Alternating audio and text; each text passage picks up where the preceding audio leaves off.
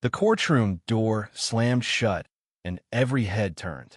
Officer Daniel Hayes, badge still gleaming with rookie shine, felt his pulse race as he faced her Lila Carter, a black woman whose calm stare cut through him like a blade. Yesterday, he'd pulled her over for a broken taillight. A routine stop, he thought, until her sharp words and unyielding demeanor turned it into a standoff. "You're profiling me," she'd said, her voice steady but laced with fire. Daniel, fresh from the academy, saw defiance, not truth. He arrested her for resisting, certain he was upholding the law. Now, in this packed courtroom, he was about to learn how wrong he was. Lila stood tall at the defendant's table, her hands steady, her eyes locked on the judge. The room buzzed with whisper spectators, reporters, and jurors all waiting for the next move. Daniel shifted in his seat, his uniform suddenly too tight. He'd expected a quick case, a lesson for her to respect authority. But something about Lila's presence, her quiet strength, the way she carried herself like she belonged, unsettled him. The prosecutor, a seasoned man with a voice like gravel, laid out the charges. Ms. Carter resisted arrest, verbally assaulted Officer Hayes, and obstructed justice. He painted her as a troublemaker, a woman who dared to challenge the system. Daniel nodded along, but not formed in his gut. He remembered her words from the stop. "You don't see me. You see my skin." He'd brushed it off, but now those words echoed.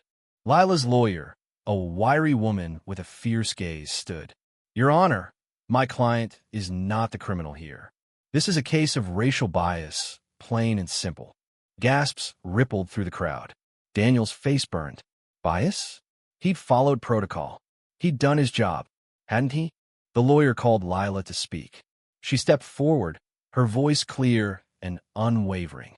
"I'm not here to fight the law," she said.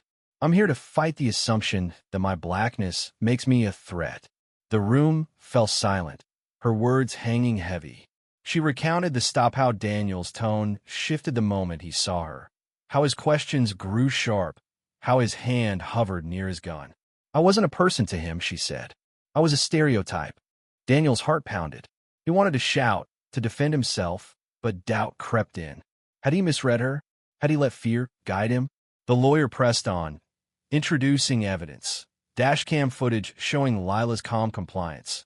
Her hands visible, her voice steady. The crowd murmured. Daniel's stomach churned as the video played, exposing his own escalating tone, his quick reach for cuffs. Then came the bombshell. The lawyer presented Lila's credentials. "Your Honor, Ms. Carter is Dr. Lila Carter, a renowned civil rights attorney who has argued before the Supreme Court." The courtroom erupted in gasps. Daniel froze. A lawyer? A Supreme Court advocate? His mind reeled. The woman he dismissed as trouble was a legal titan, her name etched in landmark cases for justice. The judge's gavel cracked, silencing the room. Dr. Carter continued, her voice now softer but no less powerful. "I don't blame Officer Hayes alone. He's part of a system that teaches fear before understanding. But systems change when people do." She looked directly at Daniel, not with anger, but with a challenge. "See me," she said, "not my skin." The courtroom held its breath. The judge leaned forward, her eyes narrowing. "Officer Hayes, do you wish to respond?" Daniel's mouth went dry. He stood, legs trembling. "Two thought I was doing my job," he stammered. "But I didn't see her." "Not really." His voice broke. "I'm sorry." Murmurs swelled again. The judge dismissed the charges against Dr. Carter, citing insufficient evidence of resistance. But the real verdict was in the silence that followed a collective reckoning.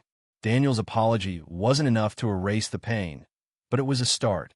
Dr. Carter nodded at him, a gesture of grace he didn't expect.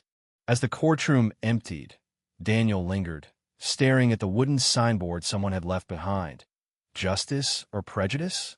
The words burned into him. He joined a force to protect, to serve. But today, he learned that justice begins with truly seeing a person in front of you. Dr. Carter walked out, head high, her fight far from over. Daniel watched her go, knowing this moment would shape him forever.